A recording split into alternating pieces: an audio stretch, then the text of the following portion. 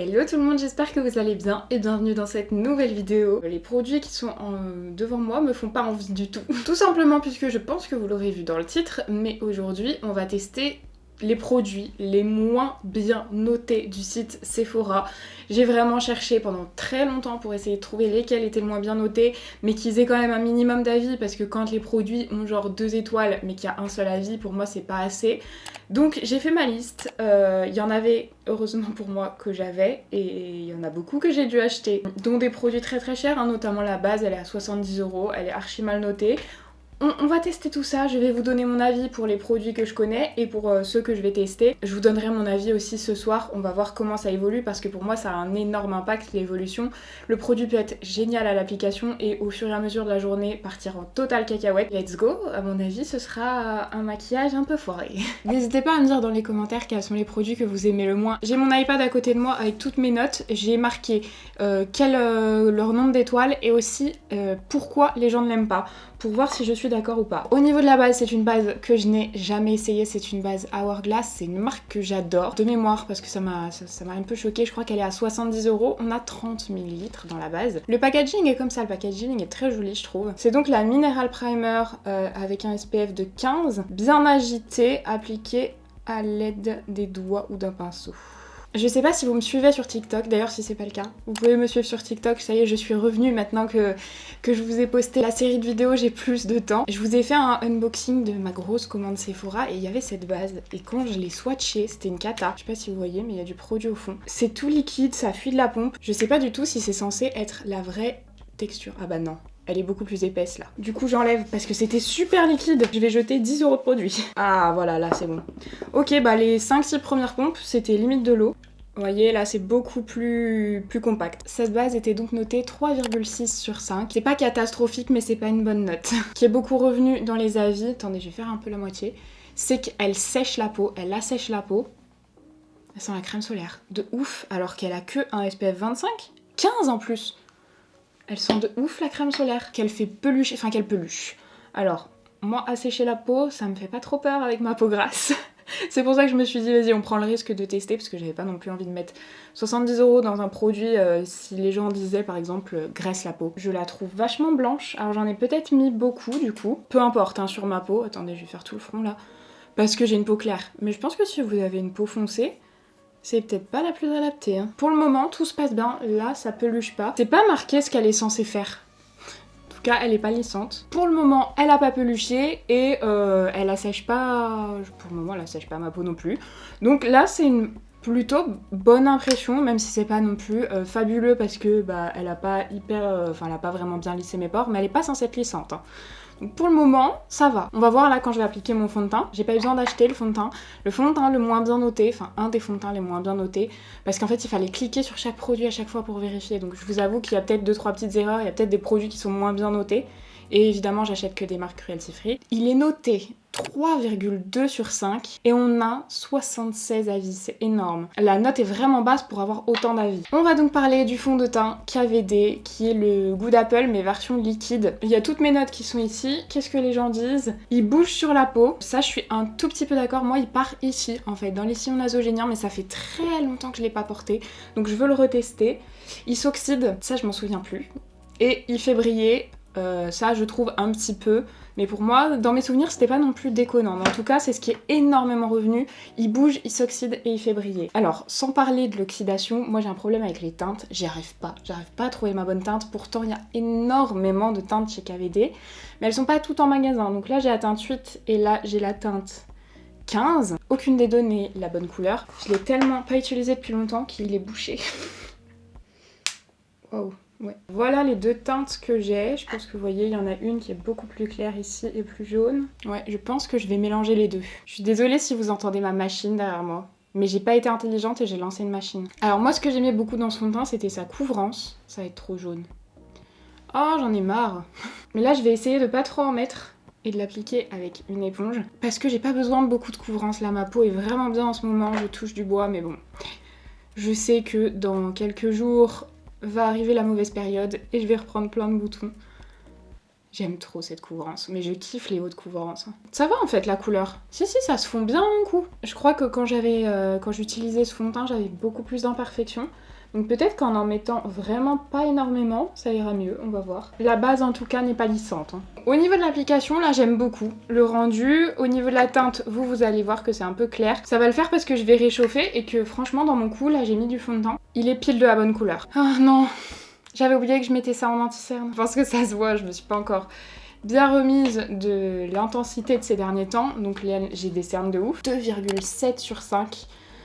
Pour 57 avis, c'est un anti-cerne de chez Tarte. Et vous savez, Tarte, ils font mes anti-cernes préférés, mais c'est celui-ci. C'est donc le Shape Tape, mais version radiante. Et les 2 points qui sont énormément revenus dans les avis, c'est qu'il est pas couvrant et qui file dans les ridules. Alors, filer dans les ridules, un petit peu, mais ça m'a pas énormément choquée, mais alors le fait qu'il soit pas couvrant, c'est un truc de ouf. Hein. Le Shape Tape, c'est une gamme chez Tarte où ils sont archi couvrants. Le Shape Tape, c'est le plus couvrant que j'ai testé. Et après, il existe en version creamy. Regardez, j'en mets pas mal, hein, moi, de l'anti-cerne. Et là, pour le coup, je suis d'accord pour la couvrance avec la quantité que je vais mettre. Je l'estompe. Et en fait, on a l'impression que ça unifie un petit peu là. Bah ouais, mais de ouf. Je vous assure qu'une fois poudré, en fait, chaque fois que je le mets, je me dis, j'aurais mieux fait de rien mettre. Quand je mets pas de fond de teint et tout, des fois je me dis, je vais juste mettre de l'anti-cerne.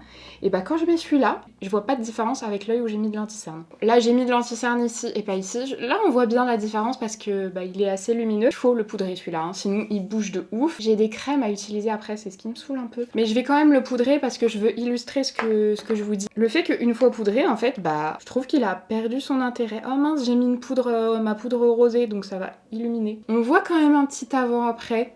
Mais je pense que si je cache cet œil, vous voyez qu'en fait, on voit mes cernes. Qu'est-ce que c'est que ça? Il est pailleté. Il est complètement pailleté, je m'en étais jamais rendu compte. Je pense que j'arriverai jamais à vous montrer ça. Il est, mais pailleté de chez pailleté. Là, on est sous-exposé de ouf, donc là, les couleurs, faites pas attention, mais regardez les paillettes. Je pense que vous voyez toutes les paillettes là. J'espère. Bon, en fait, je le déteste encore plus que ce que je pensais.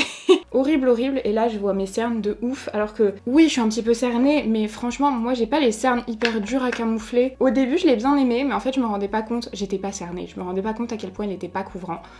Là, c'est... Non. Là, je suis d'accord. Je rejoins tout le monde. J'aime pas du tout. Bon, attendez, je vais mettre de l'autre côté maintenant. Je vais pas poudrer tout de suite ce côté parce que là je vais utiliser des matières crème.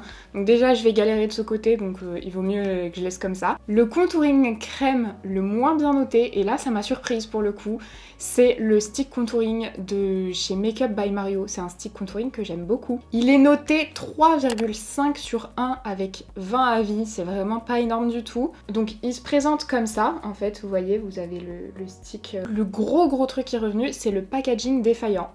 Je m'en suis plainte la première fois que je l'ai ouvert.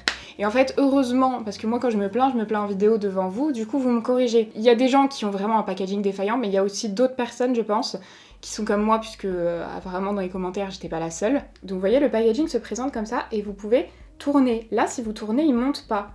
Il faut tourner ici pour qu'il monte, tout simplement, parce que ça je le savais pas. Vous avez un petit pinceau ici. Et par rapport au produit, ce qui est le plus revenu, c'est que le stick s'estompe mal. Et alors là, pour le coup, je peux comprendre, tout simplement parce que moi, je l'applique pas comme ça. Là, j'ai fait plusieurs allers-retours. En fait, c'est pas un stick qui est ultra crémeux. Il est pas hyper gras, comme peut l'être, par exemple, celui-là de chez Rare Beauty. Il est beaucoup plus gras, donc hyper simple à estomper. Moi, je le prends au pinceau et je le prélève comme ça. Je trouve que c'est la meilleure façon de l'utiliser.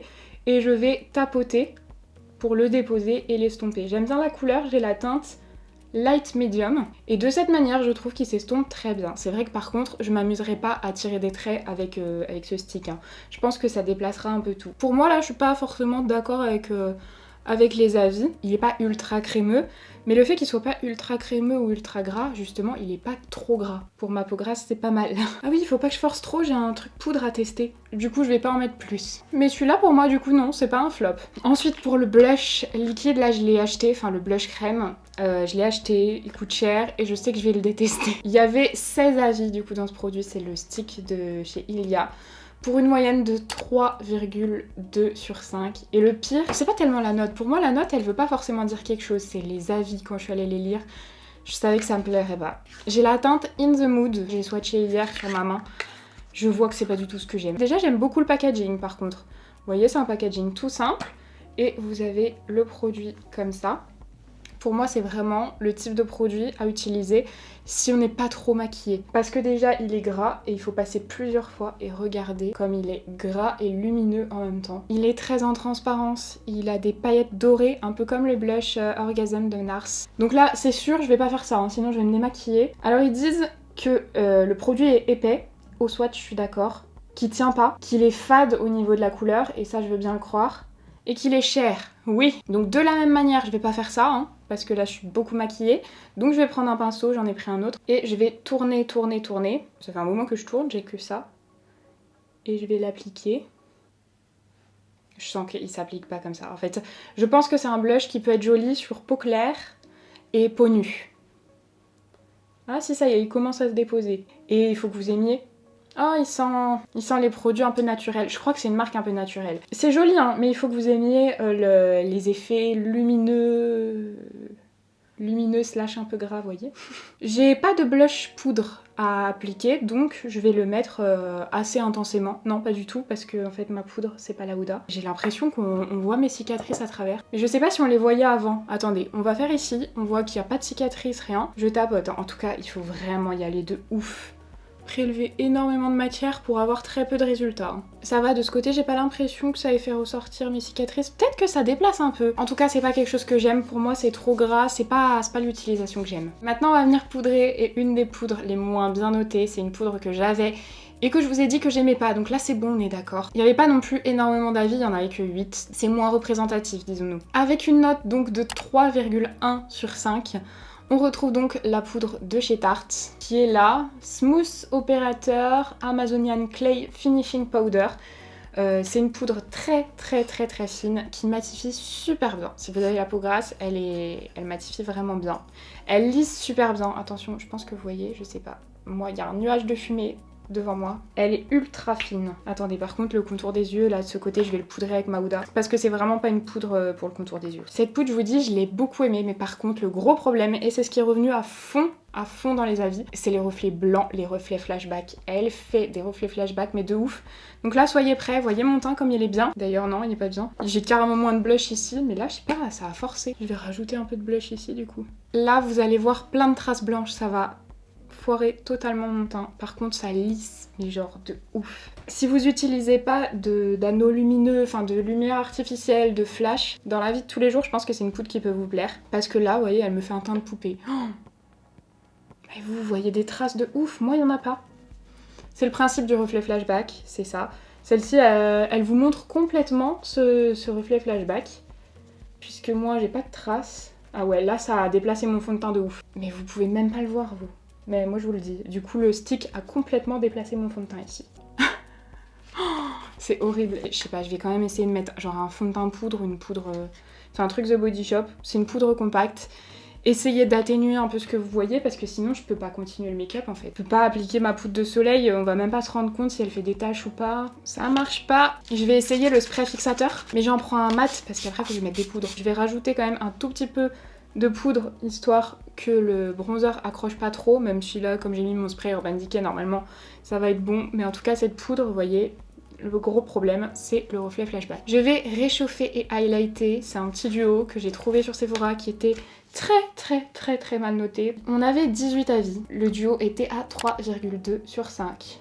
C'est la palette de chez Natasha Denona. Il disait que le bronzer faisait des taches, que l'highlighter était trop pailleté et surtout qu'il y avait une énorme différence de couleur entre le bronzer et l'highlighter, c'est-à-dire que le bronzer était plutôt pour les peaux claires et l'highlighter pour les peaux foncées. Ce qui est embêtant dans un duo quand même. Ah oui bah oui je comprends, je vois direct que l'highlighter sera trop foncé pour moi. Le petit produit est très joli, c'est un produit vraiment miniature. Je le mets juste ici, je pense que vous verrez que c'est vraiment un bronzer peau claire, hein, parce que j'ai bien appuyé. Ok. J'y vais doucement, j'ai peur du résultat qu'il peut y avoir. Je le trouve joli. Alors après, peau claire, si peut-être si j'avais pas mis de bronzer en dessous. En fait, il faut pas en mettre beaucoup, il est bien pigmenté. Mais je trouve pas qu'il fasse particulièrement de taches par contre. J'ai pris un pinceau très dense. J'aurais peut-être dû en prendre un moins dense, je vais estomper. Mais non, franchement, le bronzer, je le trouve pas mal. Pour le coup, là, non, je suis pas d'accord avec les avis. De toute façon, on a tous, je l'ai pas dit, mais on a tous des avis et des attentes très différentes sur les produits, un type de peau différent. Donc un truc que je déteste peut carrément vous convenir et inversement. Maintenant, je vais tester l'highlighter, mais là, pour le coup, l'highlighter, je vois que ça va pas le faire. Je le vois direct. Déjà, moi, j'aime pas les highlighters pailletés. Oui, il est trop foncé, ça, y a pas de souci. On voit la barre, mais plutôt légère d'ailleurs, cette barre. Mais c'est surtout... Ah non, non, non, il est vraiment très foncé, il fait orange. Il me fait une barre orange. Mais en fait, je le trouve pas tellement lumineux. Vous voyez, ça reflète même pas la lumière. Non, franchement, non. Hein. Je le trouve pas hyper pailleté. Mais je déteste en tout cas l'highlighter. Mais c'est pas parce qu'il est pailleté, c'est vraiment, il est trop foncé. Ah si, il est pailleté de ouf. Ok, quand je le swatch, là c'est l'highlighter. Je sous-expose à fond, mais je pense qu'on verra pas. Bon, l'highlighter, c'est un flop, mais ça, je m'y attendais. Et du coup, oui, je comprends pas... Je dirais que le bronzer, il est fait pour un tout petit peu plus foncé que moi au niveau carnation. Et encore, moi, ça peut le faire en l'estompant bien. Par contre, l'highlighter, il est vachement foncé. Hein. Ok, pour les sourcils, un des produits les moins bien notés. C'est un produit que j'avais acheté avant de regarder pour cette vidéo.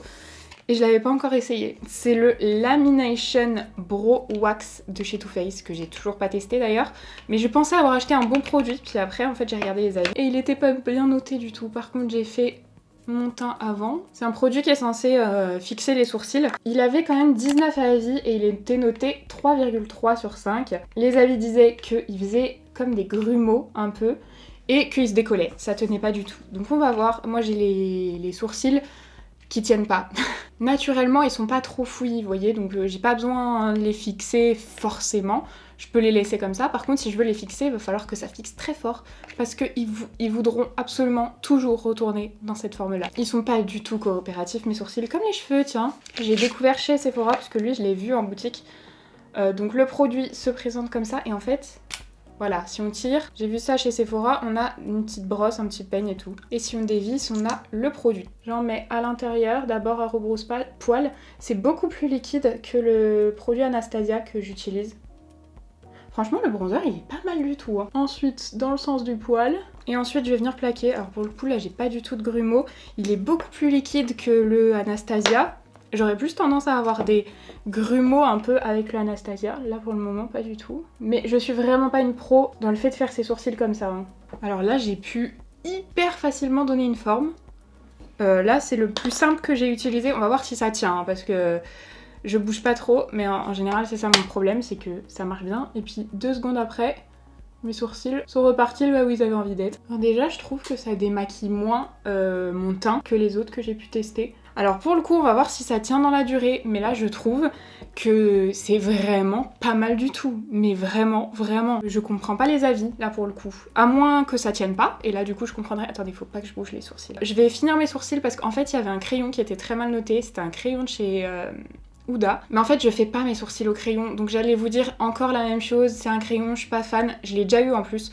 Le seul problème, il est très bien, mais c'est qu'il est très sec, et du coup, la mine casse. Je vais finir mes sourcils avec mon feutre de d'habitude, et on se retrouve pour les yeux. Je sais pas si vous verrez, mais il y a un petit effet blanc ici, qui est apparu au niveau du séchage. Mon sourcil, j'ai l'impression qu'il est moins emprisonné, mais j'ai peur que du coup, ça tienne moins. J'ai trouvé une palette qui était très très mal notée, très très cher pour si peu de fard. Il y avait 10 avis, c'est pas énorme, mais elle était notée 3,1 sur 5. C'est une palette de chez Charlotte Tilbury et les avis étaient assez unanimes. Quand les gens sont d'accord dans les avis, en général, ça annonce rien de bon. La palette se présente donc comme ça. Alors déjà, au niveau des couleurs, je suis pas fan.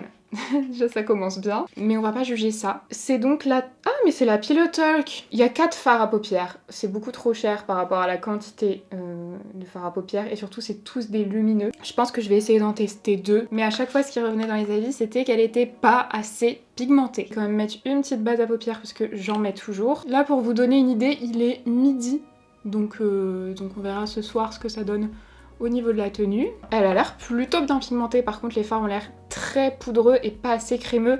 Je pense que ça annonce des chutes. Alors, on va voir ce que ça donne. Oh, pigmentation, ça m'a pas l'air trop mal. Mais les paillettes sont assez sèches. En fait, c'est des fards bien pailletés, ils sont très jolis. Hein. Je vais déjà commencer par prendre le fard le plus clair, celui-ci là, que je vais appliquer en coin interne. Ah ok, j'ai compris. C'est que là, en tout cas celui-ci, il réagit comme un topper. On voit la transparence de la paupière à travers.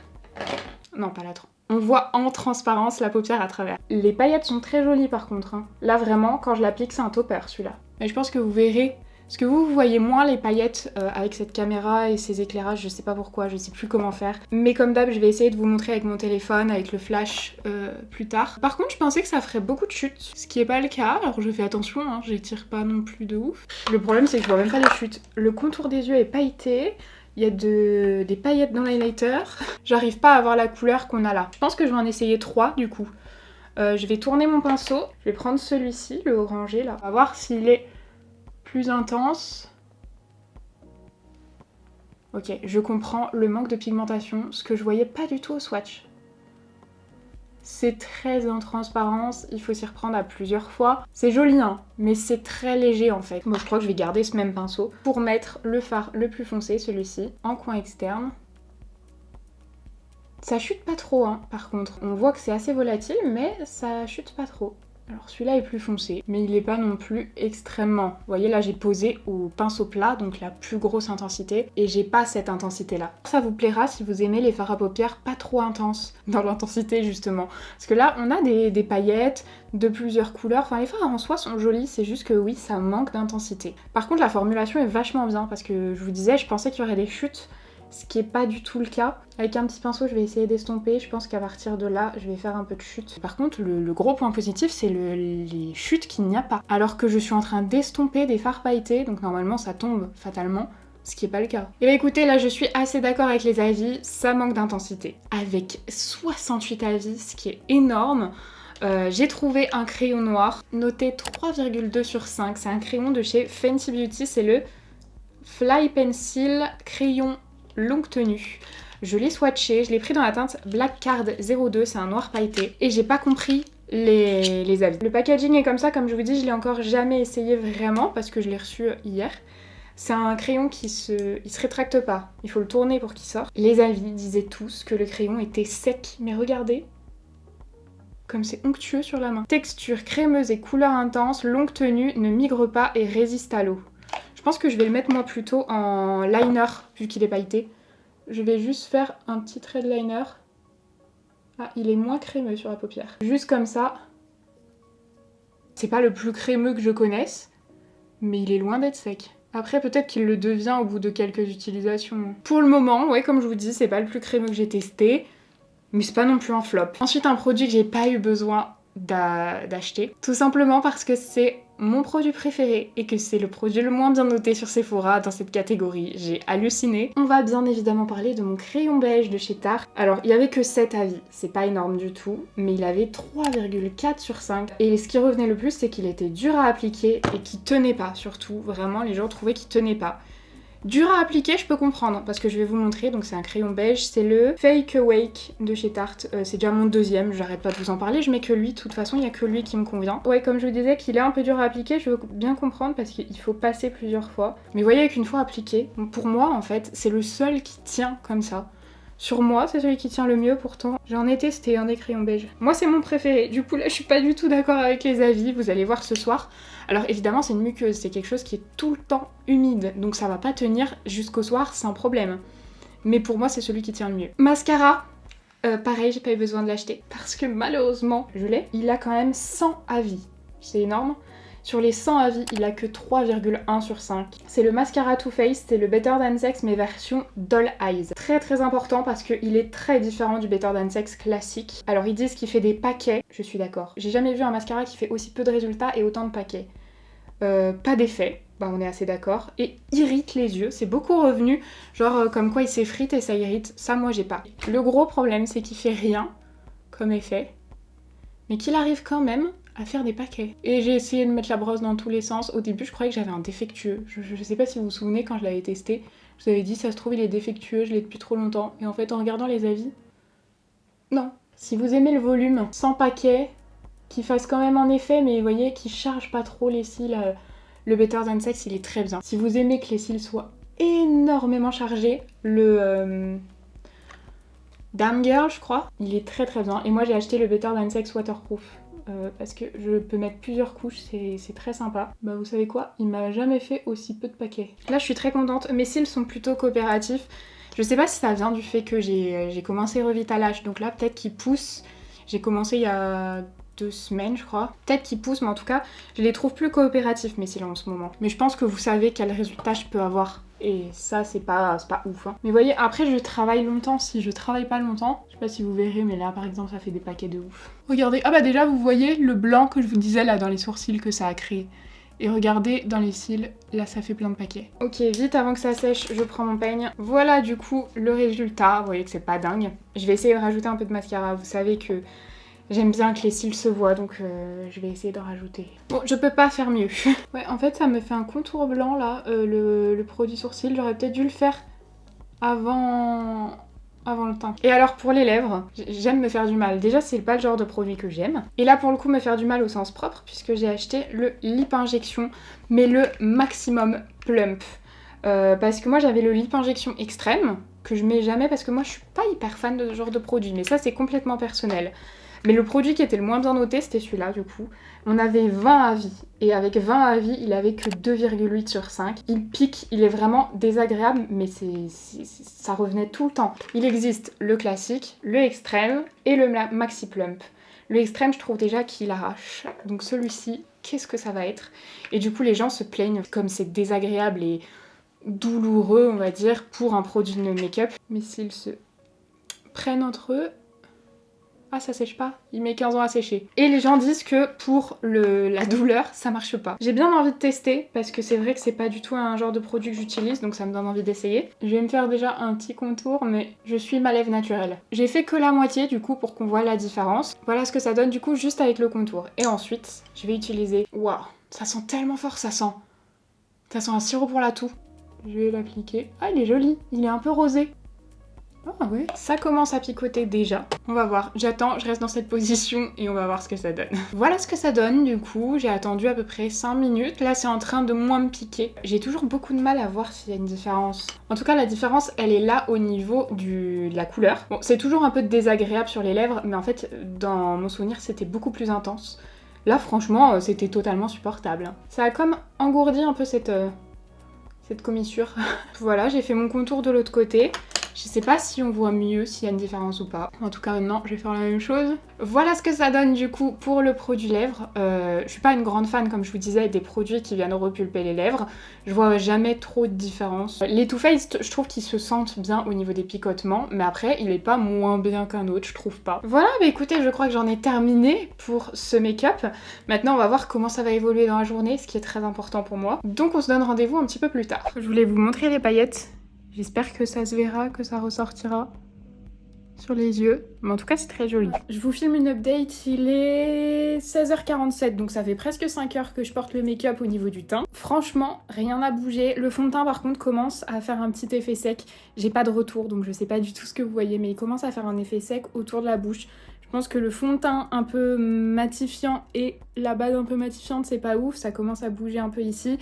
C'est pas le fond de teint effet zéro matière quoi, mais par contre sur tout le reste il a pas bougé. L'anti-cerne, je sais pas si vous pourrez voir, mais l'anti-cerne commence à filer dans les plis, malheureusement. Pour le moment en tout cas il s'est pas oxydé. Ok, c'est probablement pas très droit mais je voulais que vous ayez un maximum de bonne lumière. J'étais en train, j'ai enlevé mes boucles d'oreilles et tout, là j'allais me doucher et en fait je me suis dit mais j'ai pas fait l'update.